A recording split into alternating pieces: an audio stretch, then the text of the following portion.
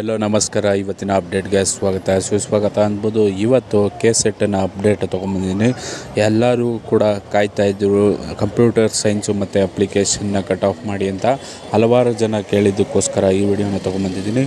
GMಗೆ 172 ಇರುತ್ತೆ cut off, ಮತ್ತು STಗೆ 148 ಇರುತ್ತೆ. ಅದಾದಮೇಲೆ STಗೆ 148 ಇರುತ್ತೆ, ಮತ್ತು ಕ್ಯಾಟಗರಿ 1ಗೆ 142 ಇರುತ್ತೆ, ಮತ್ತು 2Aಗೆ 148 ಇರುತ್ತೆ. ಇದು ಎಸ್ಟಿಮೇಟೆಡ್ ಕಟ್ ಆಫ್ ಆಗಿರುತ್ತೆ. ಯಾವುದೇ ಕಾರಣಕ್ಕೂ ಇದೇ ಕಟ್ ಆಫ್ ಬರುತ್ತೆ ಅಂದ್ಕೊಬೇಡಿ.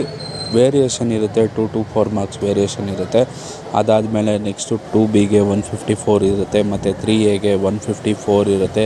ಅದಾದಮೇಲೆ 3Bಗೆ 158 ಇರುತ್ತೆ. ಹಲವಾರು ಜನ ಕಮೆಂಟಲ್ಲಿ ಕೇಳ್ತಾ ಇದ್ದೀರಾ ಇಷ್ಟು ಮಾರ್ಕ್ಸ್ ಬರುತ್ತೆ ಎಲಿಜಿಬಲ್ಲ ಅಂತ. ಹಲವಾರು ಜನ ಕೇಳ್ತಾ ಇದ್ದೀರಾ.